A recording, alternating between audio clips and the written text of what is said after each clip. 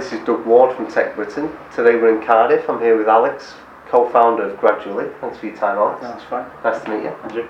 Just for our viewers, would you like to let them know about your background to start with? Yeah, sure. Well, I'm Cardiff-based and have been my whole life. I graduated from Cardiff University with a computer science degree.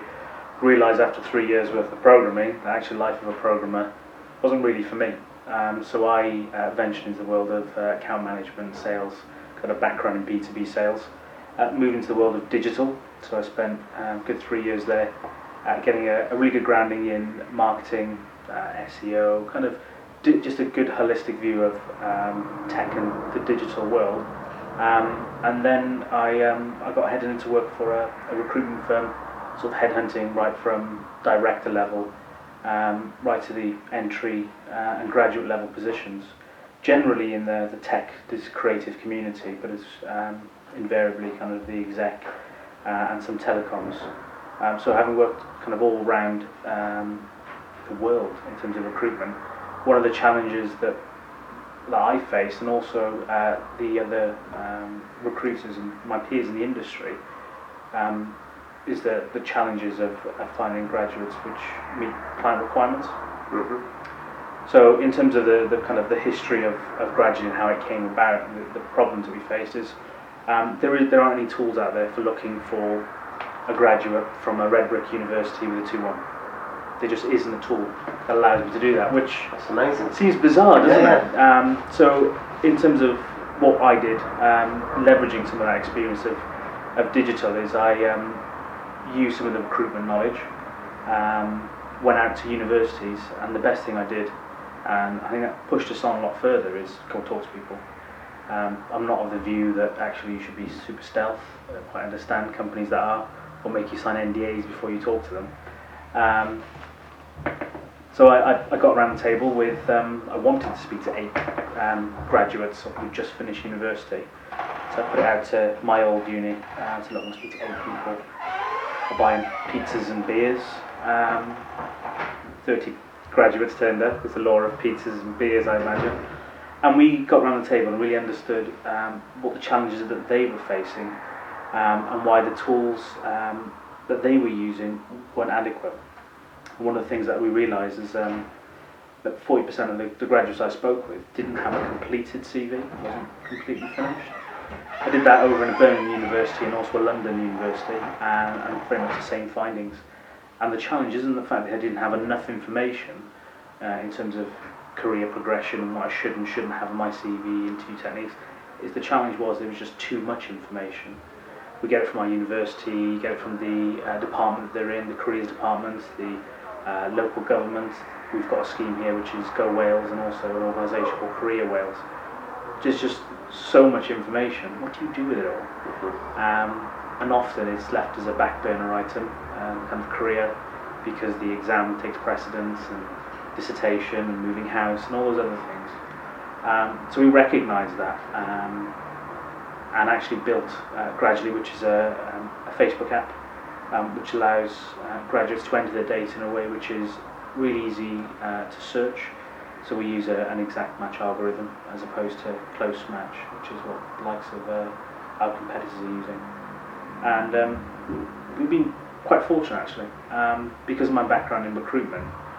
Universities are very happy and open for us to come down and actually just share some of our experiences, some of the things that I wish I knew when I was a graduate, having been the other side of the table, both as an employer and as a recruiter. And yes, it's certainly interesting. We've grown our database, and we're now looking at bringing clients on, so it's a certainly interesting time. And the big goal for the future, Alex? Well, the kind of the vision, if you like, is to dominate the graduate industry, mm-hmm.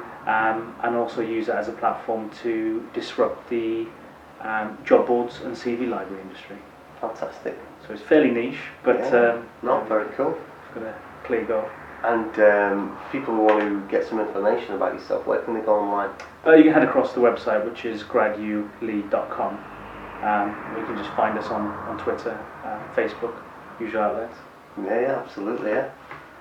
What about your thoughts on Cardiff's tech community? I think right now it's very much a kind of a pivotal time.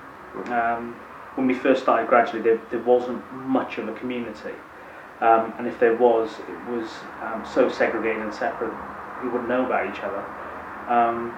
The kind of the obvious thing when you start a business is you go to your local government.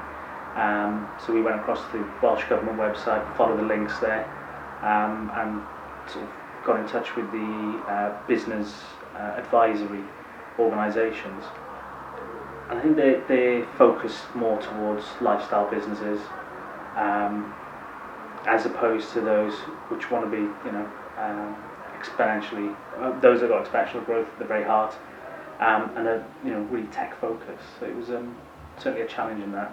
But as I said, right now it's pivotal because we've got, I'd say about kind of 8 or 9 really passionate people within South Wales, who, as well as running their tech startups, are really focused on how we can help each other and grow this community, and act as almost a signpost for someone who's looking to start up a tech business to look at joining the community and being that natural signpost.